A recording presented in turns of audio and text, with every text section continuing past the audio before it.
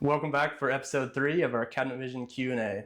In these videos, we take questions from users and we answer it just like we would as if we were on a consulting call. So we have a free group that we created where users can come in and ask questions about UCSs or custom reports. We'll come in and on a video just like this, we'll answer the questions how we would treat it and even give you a head start or sometimes even show you the whole solution. So in this video, we have several questions lined up and I have Shannon with me for the first time. This is a little bit different setup than we did in the first 2 episodes. Shannon's been helping me out here for a little over a year and he's done an incredible job. So I'm gonna let him kind of moderate the questions and then we'll switch into the screen and just work through each of these questions that we have for today. Okay, so the first question we have is regarding a report. I think he's asking here about the door parts. He's wanting to filter out certain pages not having all the parts of the cabinet. So I'll let Myron explain that just a bit. Okay, so he took a screenshot of the report that he has, and you can see it has like some hinge boring and different operations. And I think he wants exclusively door parts. And so what's happening is in Cabinet Vision, you can print out what's called a parts report where there's a page for every single part in Cabinet Vision. And that's how he got this view right here. But I think what he's asking for is it just prints every single part. And so if he only wants the doors, now he's got to go delete his left end, his right end, his top, bottom, and it makes a lot of extra work. And so basically he's asking, could he do a custom report where it would just show the doors? So I'm not going to solve this one in entirety, but I'm going to point you in the right direction to how I would handle this because it's custom reports can get a little lengthy, but I'll point you in the right direction as to how we could accomplish this. So let's jump into Cabinet Vision and take a look. Okay, so in Cabinet Vision, we're not going to do it in Report Center. I've never found a way to be able to generate a part graphic in Report Center. However, we can still accomplish this. We're just going to have to do it through Screen to Machine Center. Okay, so here we are in Screen to Machine Center. Let's go ahead and nest so that we're able to see the Screen to Machine Center reports. And go to the Reports tab. And we want to look at the Avery label, but there's one here that has a part graphic. See if you can find that one. Okay, that's perfect. And zoom in on one of the finished ends. Okay, perfect. So you see how it generated this graphic here? And you can see it has the dado, the toe kick, and even the banding indicator if you would like it. And so this report isn't just like ready to go, but what you could do is you could look at this report to see how they did the graphic, and then you could customize it into a one-page template just like what you're doing. And then the last step would be filtering out just for doors. And like I said, that's an advanced step, and I don't have time to show it in this video, but what we can do is click on Setup Reports and go to Report Properties. Okay, so this is a stock report, so we can't edit these fields unless we copy the report. But what you would want to do is find the report that has the graphic, copy it, and then you go in and make changes. But this right here is what is generating that part graphic. You turn it to true and you set the image to part image, and then you can set whatever pixel size that you want for the width and height. So that's how I would go about this. And again, it's not necessarily just plug and play, but you can absolutely accomplish what you ask in that question. So I think that answers that question. Let's move on to the next one. All right. So our next question is regarding a U-shaped drawer box. I think he's asking here about removing just one part from, or like the entire drawer box and all of its components from the cut list for the specific drawer box with the U-shape. And so we'll show you how to do that in Cabinet Vision. Okay. Yeah, that's a fair point because like there's a UCS out there which will show you that does the U-shaped part, but for the guys out in the shop that get that nice cut list, it looks weird if there's just a bunch of parts that don't make sense. So I get why he wants to remove it. So yeah, let's jump into Cabinet Vision and see how we would handle this one. Okay, so the first thing we want to do is what is a U-shaped drawer and how do we add it? And there's a good UCS on the forum that Perry Miller wrote. I've never found a reason to write my own because his works really well. So why don't we go ahead and just add the U-shaped drawer so you can all see what we're talking about, and then we'll go into answering Larry's question. Okay, so if we click on a drawer, he has an attribute on the sidebar for, yeah, U-shaped drawer. Okay. Oh, nice. Pop the drawer open. Let's take a look at it. Okay, perfect. So yeah, what his question was about was whenever he activates one of these, he doesn't want to see it on his typical drawer cut list. And I think that's wise because these kind of go through the shop differently. Like they need to be joined differently. And so he just wants to cut them out totally separate from the drawer box list. So what we're going to have to do is we're going to have to remove these parts only when this is active, and because we don't want those on the report. So we're going to show you how to do that. And I think we'll start by adding the EDX and EDY parameters just on the system parts for now. So let's create a new UCS that works on the drawer box front, back, sides, and bottom, and then we'll make it smarter as we go. Okay, so like I said, we want this on all the parts, so it's going to be for each, and then all the drawer box parts, which is, yeah, BBT, BBK for back, BS for sides, and BF for front, and then we'll put part at the end. And if you're wondering where we're pulling those names from, you can find all these in the object tree. We have them memorized because we deal with the part names quite a bit. And I will mention at this time, we're going to get a little bit technical here because we're getting into a UCS. And part of these videos, like I know it's going to be a little bit overwhelming if you're not familiar with like the language and everything, but what I want to show through these Q&A videos is that literally anything is possible in Cabinet Vision. And so if you just put effort toward it, it can be solved. And so just bear with us. You'll be surprised what you pick up just by watching us solve all these individual questions. Okay, so we have our for each, and then we have all of our box parts. And there's a parameter called EDX and EDY that basically changes the value that Report Center sees. And so what he's going to do is he's going to set these two parameters, and then we just want to say EDX equals minus DX, and then EDY equals minus DY. And so what this is doing is basically it's erasing what Report Center thinks the size of the part is. So now Report Center thinks those parts will be 0 by 0. So this is going to work on every single drawer part. Let's go ahead and close this and go see what this did, and then we'll come back and make it smarter where it only does it on U-shaped drawers. Okay, so go ahead and refresh your reports tab. And we should not see any of our drawer box sides or fronts in this list. You are still going to see a couple backs and partitions and dividers because he's adding those in his UCS. And we're going to get to that in a second. That's a little bit different than the system parts. But you can see it's working because we don't see the box front or the bottom or some of the system parts that he wasn't adding to the UCS. So this is good.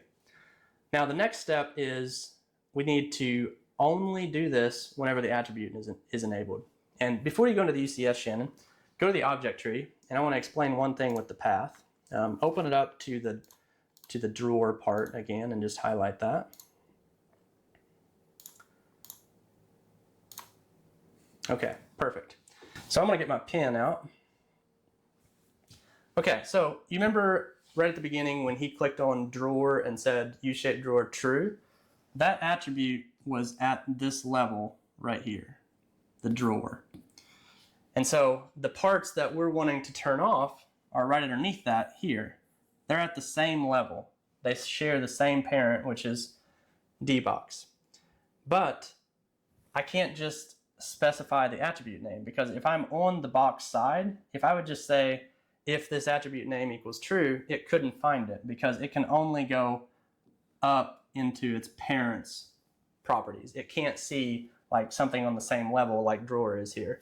And so what we're going to do is we're going to say parent, and then we'll say dot drawer and then the attribute name. And Shannon will show you that in the code, but I wanted to take a second just to explain the path. And the path part is probably one of the more difficult parts of UCSs because it can be really tricky to understand like kind of the different tiers. So let's go into the UCS and write our if statement so that it only does this on the U-shaped drawers. So we want to hide these parts. So we're going to write a condition right above this that says if. And I'm going to go back and get his parameter first. Oh, brilliant. Yeah. So we need to know what the attribute is called. You don't have to copy this. It'd be just the parameter name. Okay. So his attribute name is called U_shaped drawer.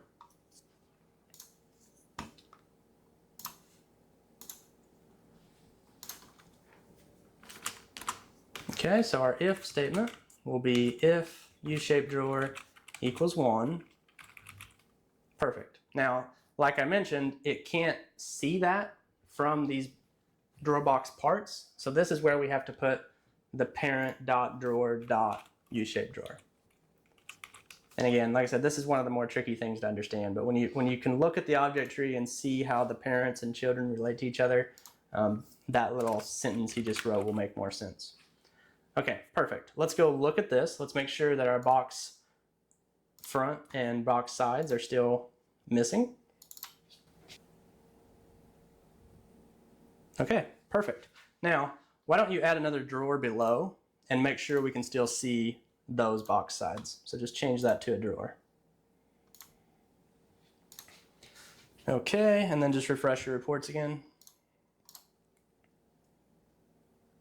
Yeah, perfect. We got drawer box sides and they're 12 inches tall. So we have the one that's not the U shape, but we took away the one that is. Okay, you can go ahead and delete that bottom one again.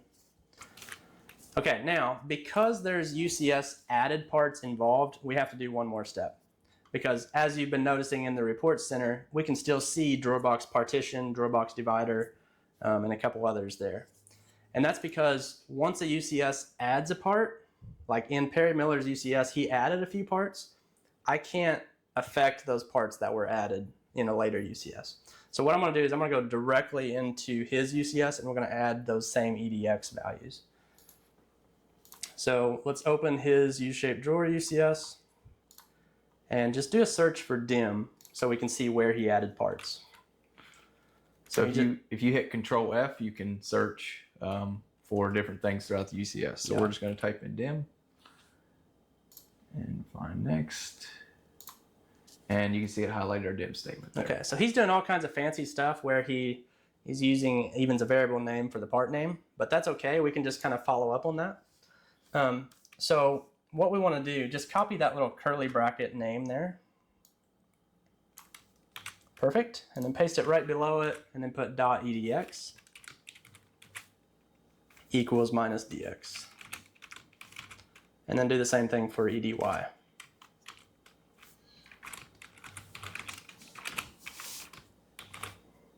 Okay, now copy both of those lines and let's do that everywhere he's adding parts.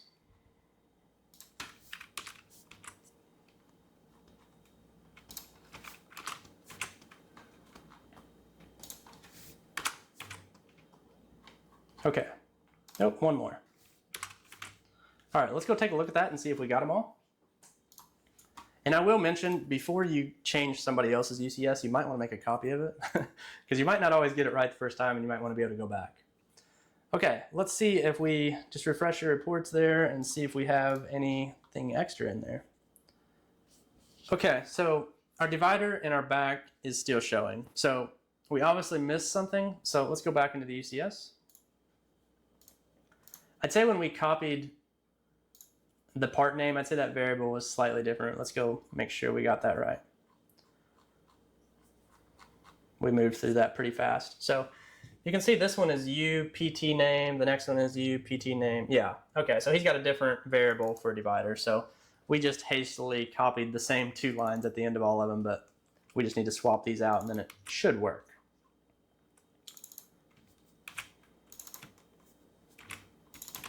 And again, before you make a bunch of changes to a UCS, good idea to make a copy because a lot of things can happen and you want to be able to get back to something that's working. Okay, so now let's go. We should have all the U-shaped parts going now. Okay, perfect.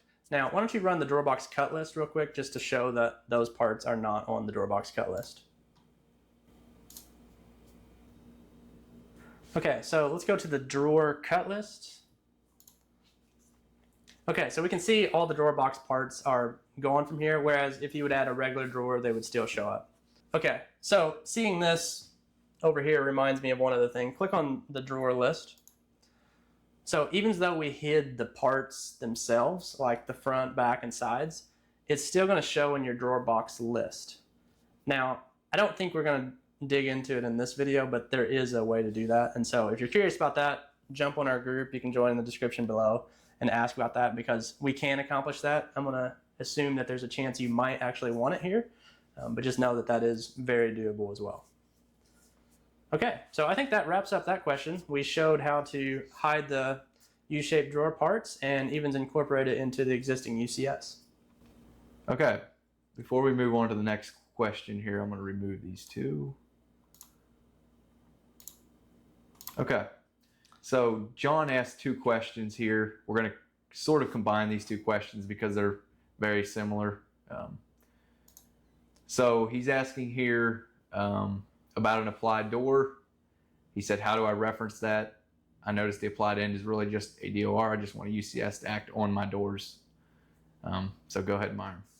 Okay, so yeah, he wants to target an applied door like as an end type, but what he's currently doing, which I don't know what he has written in his UCS, but I'd say whatever he wrote was affecting his normal doors too.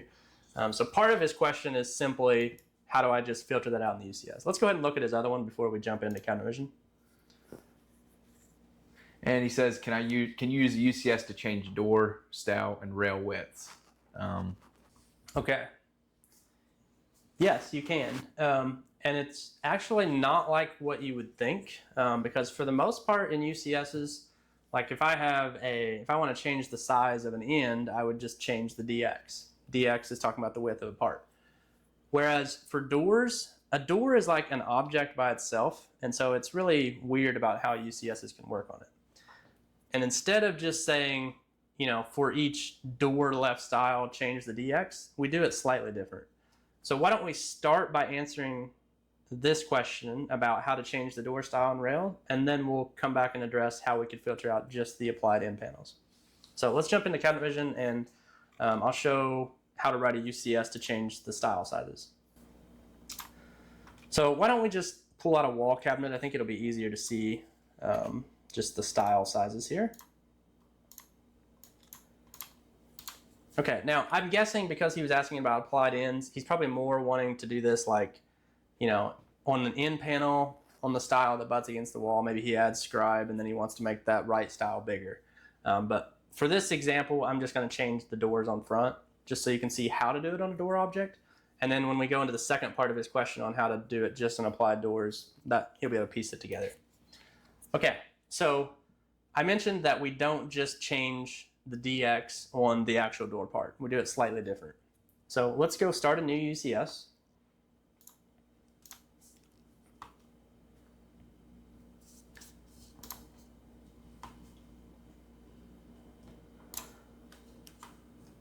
Okay, and this UCS is going to be for each door part, and that's just DOR.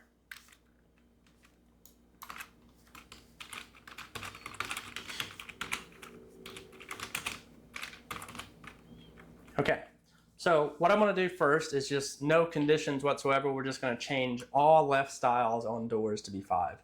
So there's a little built-in parameter. Yes, exactly what Shannon just typed. If we put LS on like the door itself, that will act kind of like the same as if you had sectioned the door. So rather than manipulating the part itself, we put a reference parameter on the parent door object. So let's set LS to 5. And let's go look at that. Beautiful. There it is. Okay, now a couple things to note with this. It's okay to do this, but this is one you have to be really careful with, because a big part of cabinet vision is being able to section doors, and go try to section that door. So the first thing you'll see is it doesn't know about the 5, and like if you highlight that part, it still thinks it's 2 3/4. And try to make this like 1 inch or something, and then hit OK. So everything looks good, but go back to the elevation or the face. You can see it's still 5, and so when you write a UCS like this, you need to make sure that you give the user a way out, because if you would do something like what we just did, where we just said left stiles are always 5, that would be bad. And evens if you just do it on end panels that are touching the wall, I would still have an attribute where the user could like click on the door and turn it off, because you don't want to make things like where people can't change it. And UCSs are kind of notorious for that, where it locks people in and people get frustrated by that. But you can see the question he was asking about is, how do I change the stile? That part is super simple. As long as you use LS for stile, TR for top rail, RS for right stile, and BR for bottom rail, you can easily change that. And it's, like I said, it's fairly safe as long as we filter it down to exactly what you're talking about And then along with, I would also add an attribute so that the user could, like, if they wanted to section it different, they could turn off the UCS control and still be able to section it. So hopefully that makes sense. And now let's go into the second part of his question. So why don't want to show him a way to just show them a quick way to make an out for the, just if they do want to show the door. Oh, yeah. We could. No, that'd be great. Let's add an attribute to that UCS we already have. Good idea. Okay, so instead of setting the left style just globally for every door, he's going to add an attribute. And if you've seen my other UCS related videos, adding an attribute is a very common thing. And the nice thing is they're all structured the same except for how you name it. So he's calling this parameter CE door control.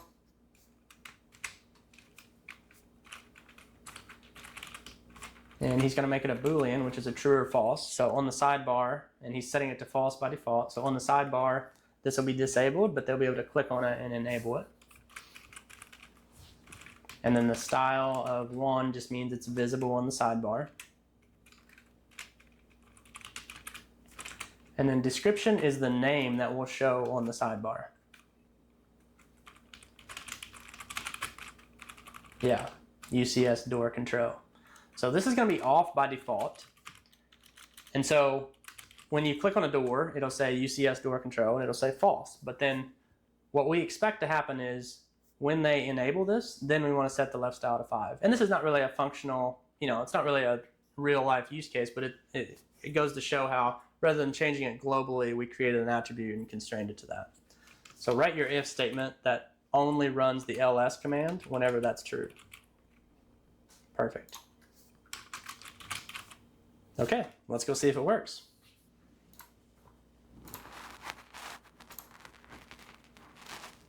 Okay, so obviously we had that door set to 1 inch earlier. Let's just yeah, reset your doors. That's good.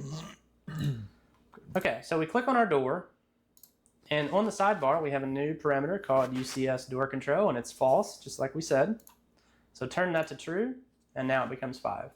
And so now you can see how we can save some time if there's something that is consistently happening, whether it's on an in panel that touches the wall or whenever an attribute is enabled. You define a nice set of rules, but always give the user a way out, because now he could just turn this off and section the door however he wanted. So that's just good practice, and that's pretty much across the board with any UCS. You never want to force people to do a certain thing. Okay, so I think that addresses the how to change the styles and rails of a door. Just keep in mind, use those LS, TR, right, RS, and BR parameters on the door itself, rather than trying to change the DX of the actual door parts. So let's jump into the second part of his question, where he was wondering, he didn't want the UCS to run on doors, but he did want it to run on an applied in door. So let's go ahead and put an applied door on the, or panelized, either one.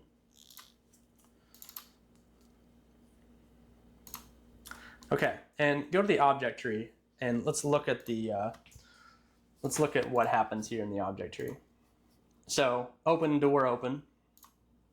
So you can see how this is a door object, and the parent object there is DOR, and that's the exact same object. If you scroll down to the face section and just look at a regular door, that's also a DOR object. And so what's happening is, just like we wrote that UCS that changed the left style, and we said for each door, that would apply to doors and in panels alike. And so he's wondering, how do we filter that? So the first way, just good hard rule here, is just what I said. The actual doors are underneath the face part, whereas if you scroll up, all of the in panels will be underneath the case. And so we can do a really cool thing here where we know that any in panel is always going to be a grandchild of the case part. And so in the UCS, let's go into UCS and type this out. And let's just edit our existing one. That will be fine. So let's just say this is going to be just for in panels now. So up at the top, right underneath your for each part, let's write something that says if parent name equals case. And so we have to put 2 colons to do a grandparent relationship. And I don't think I would put a space before name. Yes. So colon name equals case, and then we need to enclose that in our little apostrophes because this is a string. Okay, and then let's do our indenting and close the whole thing with an indif then.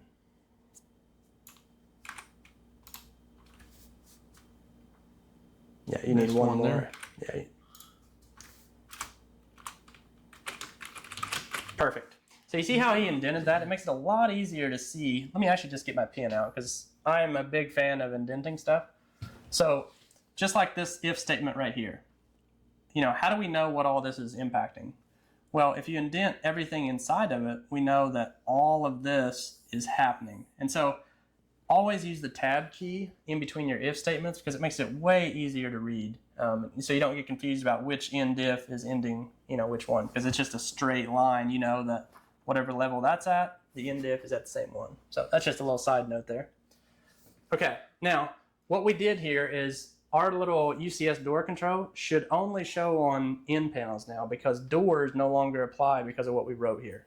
So let's close out of this and let's delete the cabinet because that attribute would have already been on the door. And just pull a new upper cabinet in and set a panelized in again.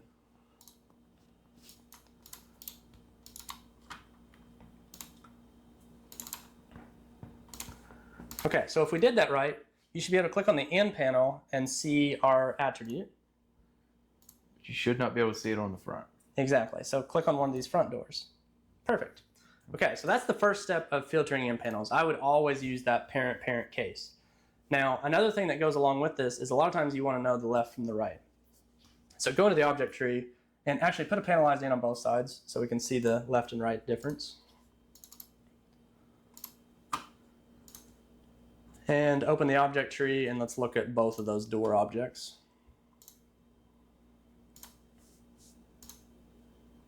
Yeah, that's perfect. Okay, now I think it's actually going to be the door open.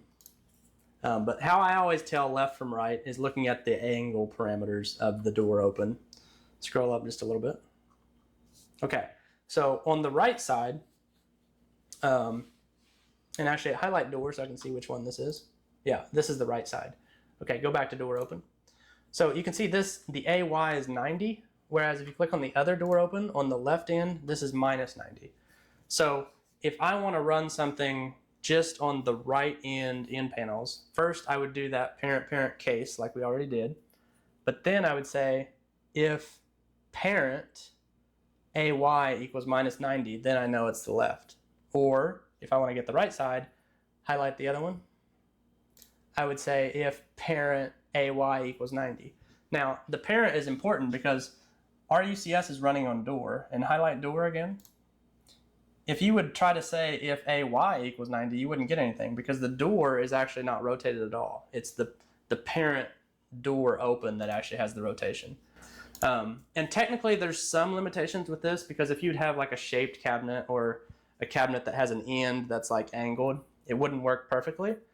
So sometimes what I would do is I would say if AY is less than 0 or if AY is greater than 0, just to help catch a few of those angled ends.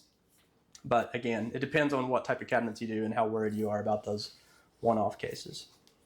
So hopefully that gives you some direction on filtering for doors on the ends and then also just how to change the styles. Because you could make a really cool UCS with adding scribe to a panel and then changing the style that's against the wall. You could definitely do something really neat with that. All right, let me just remove these, a couple more of these. Okay, so Jack Montgomery said he wants shelf pin notches on his cabinets without doors on and also some of his closets. Okay. Yeah, this is a good one. So, a lot of people will use those little L shape or even the little spoon shelf clips. And so what he's saying is when they don't have doors or on his closets, somebody could just grab it and pull it right off. And so if you put just a little route or a little dado, the shelf can like lock into position so it doesn't slide back and forth. So this is a good one. There's a lot of variables and a lot of factors to this question. It depends on, first of all, closets are a whole different topic because they use a UCS to generate the V-bores. Bore by opening is going to work different, and bore per shelf is going to work different as well. So there's a lot of different ways we could go with this. I think for this video, just to showcase, how to add routes and add it to the shelf, I think we're going to do just as if you were doing bore per shelf, which is like, say there was 5 hose per shelf. And again, there's a lot of directions we could go, and every one of those options will work differently. It's not going to be the same for all those, but we're going to show one option in this video, and hopefully you can get some ideas from that. So let's just go look at an adjustable shelf. I think we have bore by opening on this construction. Let's go to the end view so we can see the hose. And actually, let's put that to unfinished end so it's a little neater. Okay, so here's what I'm talking about when I say bore per shelf. Every time there's a shelf, it drills 5 hose. Bore by opening is if it sees any shelves inside of this case opening, it will just be a set distance from the top and bottom. And like I said, how you would implement this shelf notch, the shelf pin notch, is totally different. But we're going to focus on bore per shelf. So this is going to be another UCS. Let's go into utilities and user created standards. And we're going to add a new one. And let's use the wizard to generate a little bit of our text this time. So let's change the drop down here. Instead of part, let's say operation. And let's add a dado. And then go to next. And let's dim it to a part and find adjustable shelf. And then click finish. Okay, so I'm going to show you kind of the limitations first of all, and then we'll kind of flip in the middle and show you how we'll have to do it to make it work. Because there was some changes in 2023.4 of Cabinet Vision that made things work slightly different. But we'll get into that. So let's first just give our dado here just some rough values. So let's change the visibility to true. And then just make the DX like 1 and the DY like 3/4. And the DZ like 1/4 inch or something. So what I want to do here is I just want to give some rough values just so we can see it. So let's close out of this and see if we can see this groove on our shelf. Yeah, okay, that's showing up. Go to end view so we can see where it's at. Yes. Now, the problem with how things changed since 2023 is connections started showing up in the object tree, and now we can't reference our line board directly like we used to be able to. So what I mean by that is open the object tree and go to the adjustable shelf. Okay, so here's what I mean by connections now show. It used to be that the frontline bore was just directly under the adjustable shelf. If you highlight frontline bore, notice how it almost looks like it's controlled by a UCS. That's the connection, like telling that line bore what to be. And so this became a problem since 2023.4 because I can't just reference this LFV bore from the shelf anymore. Because how I used to do this longer ago is I would dim the dado on the adjustable shelf exactly like what we just wrote, and then I would just reference these bore positions. But we can't do that anymore because if I would try to say this dot LFV bore, X position or left to right position, it would just give me a null value, because what happens is these don't exist yet. They get created after the UCS is run. And so that's the problem that we're facing. So to get around that, what we're going to do is instead of doing for each adjustable shelf, we're going to do for each LFV bore. So we're going to slightly change our method, and we're still going to get the same results, which I'll show you. So let's go back into our, oh yeah, good idea. Copy that name. And let's go into our UCS. Okay, so we're changing the for each. We're no longer running on the adjustable shelf. Okay. But I don't want my dado to be on the line bores, so we're going to introduce a new parameter here called owner. And what owner does is I can move this operation up the object tree and make it land on the adjustable shelf. So put groove.owner.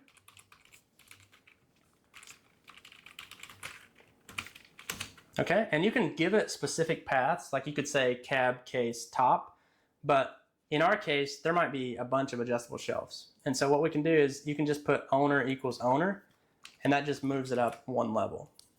Okay, so let's see what this looks like with nothing else added. Okay, so we still have our dado. Nothing really changed, it's still at the beginning of our part. But what I'm gonna be able to do, since I'm operating on that itself, I can't reference it, but if my for each line is on that LV bore, then I can make this work. So let's find, I think it's gonna be the Y value. Scroll down there. Yeah, we wanna reference the Y value. So go into our user created standards. And on the X value, this is gonna get really confusing, but I'm gonna show you it working and then hopefully you can look back and see how it works. So put Y here, and then the owner gets really tricky, but in order to keep the Y value from here, we gotta put a colon on the equal sign here. If we wouldn't put a colon, it would look at the adjustable shelves Y, which is not what we want. So let's put a colon to compute now and then set it to the Y value. And let's see what that does. Okay, perfect. Now you can see I'm able to tell where the line borders are, and obviously I'll offset them and center them a little bit, but this is something that I would have not been able to do by trying to reference down into the child objects. So let's go in and put a minus ½ inch, I think it'd be Y minus 0.5 on the end of our, yeah, perfect. I think it's gonna be minus. That should center it perfectly. Okay. Very cool. So there's obviously a lot we could build out on this UCS. Now we also have to do the right side as well. Yeah, because there's 4 different line bores, and you can see ours are actually just stacking on top of each other. And so if you look at the one we're highlighted on is face WP3, which is the left side. And then if you'd highlight this third one down, that's face WP5. So in our UCS, let's put a filter around the whole thing that says if face WP equals 3. And we're really getting in the weeds on this, I apologize, but the concept behind this is good. I think it's underscore face WP.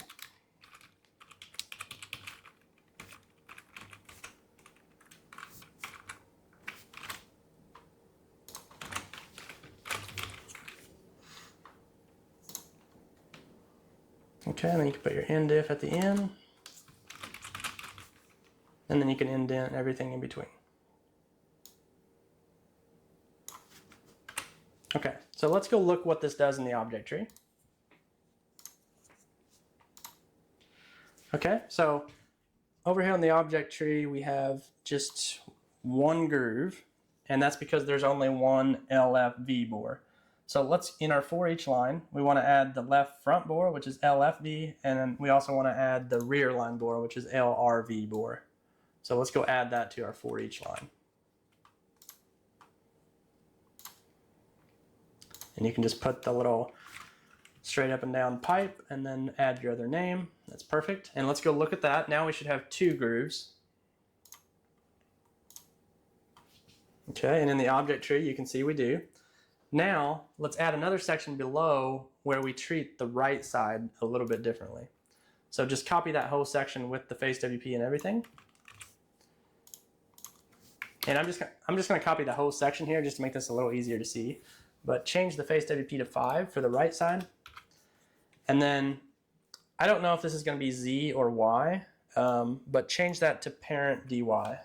Let's try the Y position first. Because what we want to happen is the notches to move. Yeah, okay, that was right. So we went too far though. We gotta go parent dy and then minus 3/4.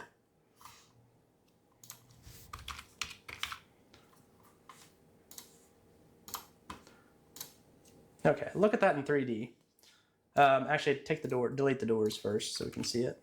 Now look in 3D. And from the bottom, now you can see we have nice little notches.